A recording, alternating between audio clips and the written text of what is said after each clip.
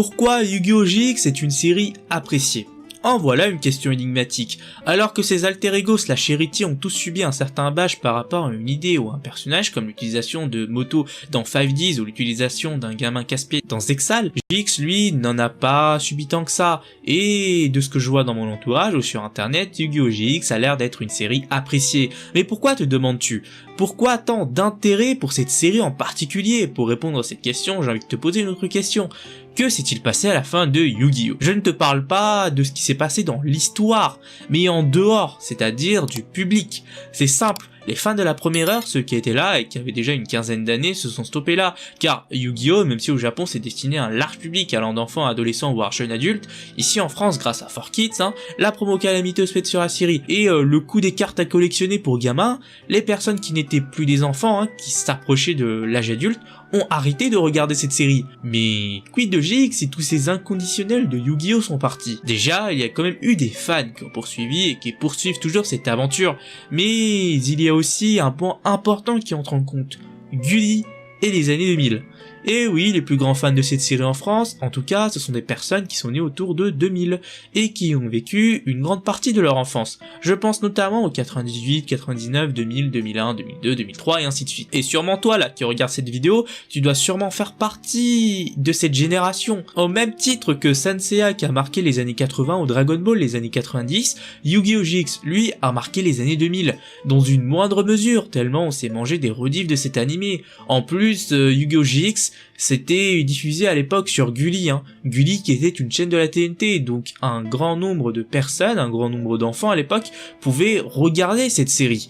Et oui, pas besoin d'acheter la box pour ça. Ça, c'est l'une des premières raisons qui ont fait que GX soit autant dans les mémoires, mais sans histoire appropriée, pas de série qui marque. Et Yu-Gi-Oh! GX, lui, a une histoire qui a su marquer un grand nombre. Bon, je ne vais pas te faire un speech sur cette histoire, car tu la connais déjà, mais pour résumer très grossièrement, c'est l'histoire de Jaden Yuki, un dueliste prodige un peu tête en l'air, qui rejoint une académie de duel, où l'on forme des duelistes dans lequel il va pouvoir affronter tout un tas de personnes aussi forts que lui, et pouvoir vivre plein d'aventures. Tu l'auras sans doute remarqué, mais Yu-Gi-Oh! GX est un animé slice of life, ce qui tranche complètement avec la série d'origine, qui a emprunté cette voie aussi d'ailleurs durant les tout premiers tomes adaptés dans Yu-Gi-Oh! Season 0. Ainsi, tu peux t'attacher aux personnages, t'identifier à eux, les comprendre, les connaître. Hashtag Chad Princeton, alias Majumi Thunder, oui, ce mec, je suis sûr et certain qu'il a marqué 90% des fans de Yu-Gi-Oh! GX, ou juste des gens qui regardaient Yu-Gi-Oh! GX passivement, quoi.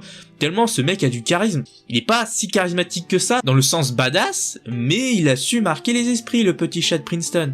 Et ensuite, on pouvait aussi s'attacher à leur jeu, car ici, chaque personnage a un deck qui représente une famille de monstres, comme les héros élémentaires qui représentaient des héros, les decks cybersport qui représentaient un deck féminin cybernétique, les cybermachines qui représentaient des dragons robots, ou les véhicroïdes qui sont tout simplement des véhicules sous forme cartoonesque. D'ailleurs, tout ça me rappelle un peu Cardfight Vanguard, très suspicieux tout ça. Mais bon, cela fera l'objet d'une autre vidéo, qui viendra sûrement jamais, comme la majorité des vidéos que je vous promets sur cette chaîne. Mais bon, peut-être, pourquoi pas, si vous réclamez cette vidéo. Mais bon, j'en doute un peu, puisque Cardfight Vanguard, c'est pas si connu que ça en France.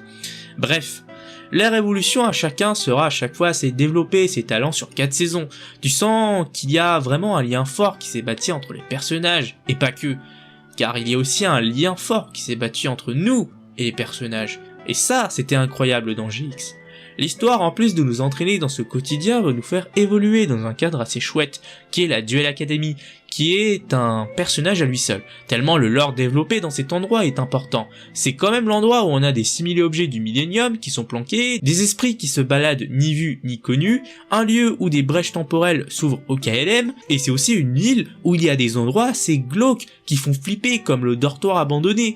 C'est une école avec des origines assez douteuses, et surtout, dans la saison 4, c'est quand même l'épicentre même du problème qui va mener à la confrontation avec l'antagoniste final de la série. Les différents arcs de la série s'enchaîneront logiquement et feront évoluer les personnages d'une manière pas du tout manichéenne.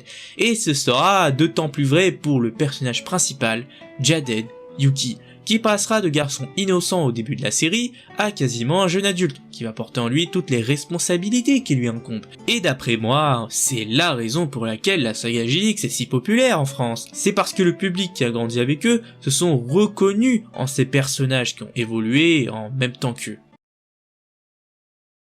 Non, je déconne, ça aurait été l'explication bateau donnée par un random, mais toi comme moi, on le sait pourquoi ça a si bien marché, c'est parce que Yu-Gi-Oh! GX était fun à regarder, et dans les premières saisons, on ne se prenait pas la tête, ça faisait passer le temps, et en vrai, la première saison, on pouvait la regarder dans l'ordre que l'on voulait, ça ne changeait pas grand chose à l'appréciation de la série.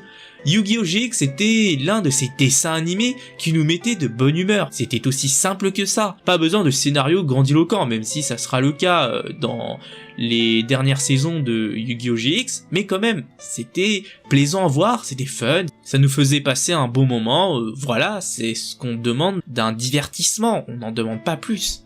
Et ça, Yu-Gi-Oh! GX l'a su très bien faire. Bref, j'espère que cette vidéo t'aura plu, et surtout n'oublie pas de mettre le hashtag GX2000 si t'es né autour des années 2000, ça fera plaisir. Bon, sur ce, like, abonne-toi, fais tout ce que tu veux, et sur ce, à la prochaine.